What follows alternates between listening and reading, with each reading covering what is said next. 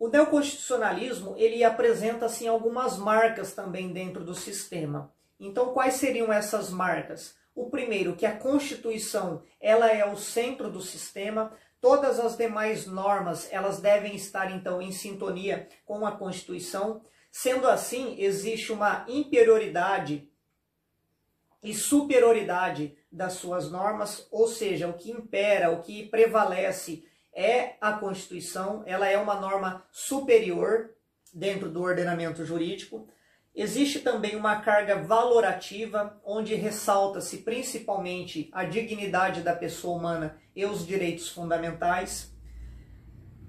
A eficácia da norma, das regras constitucionais em relação aos poderes e também em relação aos particulares.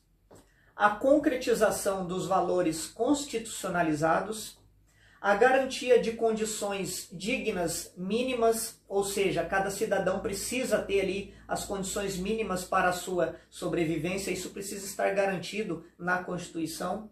Então supera-se, né, diante de tudo isso, supera-se a ideia do Estado legislativo de direito, que nós tínhamos antigamente, que prevalecia o Estado de direito, principalmente no aspecto legislativo, para construir-se então um Estado constitucional de direito, dando então uma forte, um destaque intenso na democracia, no poder aí exercido pelo povo.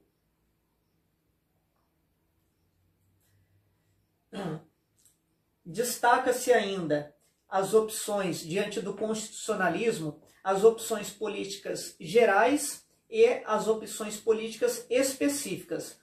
As opções políticas gerais seria como exemplo aí uma redução das desigualdades sociais. Dentro da nossa Constituição, Constituição de 1988, um exemplo disso seria o artigo 3º, inciso 3. Então depois vocês podem ler aí esse material, tá bom? O artigo 3º, inciso 3, apresenta opções políticas gerais, nos quais a Constituição ela dita normas de regras gerais, buscando então reduzir as desigualdades sociais. E depois nós temos algumas situações que ela apresenta então situações específicas, ou seja, uma prestação por parte do Estado, a exemplo da educação, estaria lá no artigo 23, inciso 5, ou no artigo 205 da Constituição também de 88.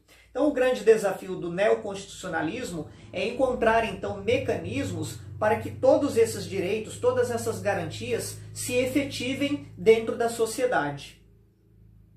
A concretização então dos valores constitucionais e garantia das condições mínimas, ela abrange assim dois pontos de vista. O primeiro, o ponto de vista material, e o segundo, substancial. No que se refere então ao ponto de vista material, para a concretização, para a efetivação desses direitos e a garantia das condições mínimas, vejam, há uma expansão, uma ampliação dos conflitos entre as opções normativas e as filosóficas dentro do próprio sistema constitucional.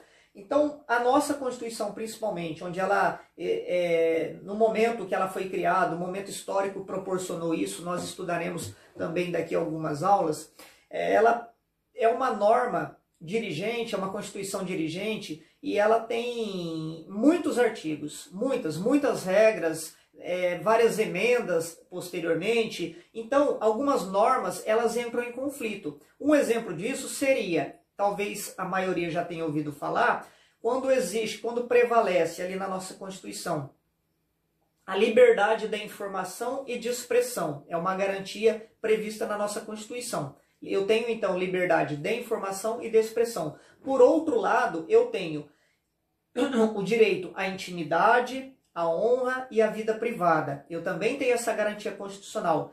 Quando isso entra em conflito, de que forma então nós iremos resolver? Então, dentro da própria Constituição, existe esse aspecto, essa concretização dos valores constitucionais, garantindo então as condições mínimas e buscando sempre aí uma solução de conflito. E esses conflitos aí acontecem exatamente nessas situações, a partir do ponto de vista material. Existe também uma outra forma, como eu disse, que seria do ponto de vista substancial, ou seja, que é a forma procedimental daí a Constituição. Ela deve, então, garantir, assim, um funcionamento adequado do sistema de participação democrático e resguardar a dignidade. Então, quando eu analiso dessas duas formas, eu busco, então, a concretização de todos os valores constitucionais, de tudo aquilo que está previsto na Constituição, garantindo, então, condições dignas, mínimas necessárias para, assim, os seus cidadãos, aqueles que fazem parte ali de determinado estado, de determinado território. Então, gente, essa solução de conflitos, esse exemplo, quando há conflito de normas, as normas sendo elas constitucionais e outras demais normas, leis ordinárias, por exemplo, a forma de resolver seria de uma determinada forma. Quando há um conflito, então, entre as normas constitucionais, nós analisaremos, então, posteriormente, como que se dá, então, como que essas opções normativas e filosóficas que existem dentro ali da própria Constituição, como que elas se resolvem, então, quando há conflitos. Tudo isso trouxe, então, uma reaproximação, todas essas ideias, todo esse movimento, essa transformação constitucional, trouxe, então, uma reaproximação novamente do direito, da ética, da moral, da justiça e todos os demais valores que a humanidade carrega em si.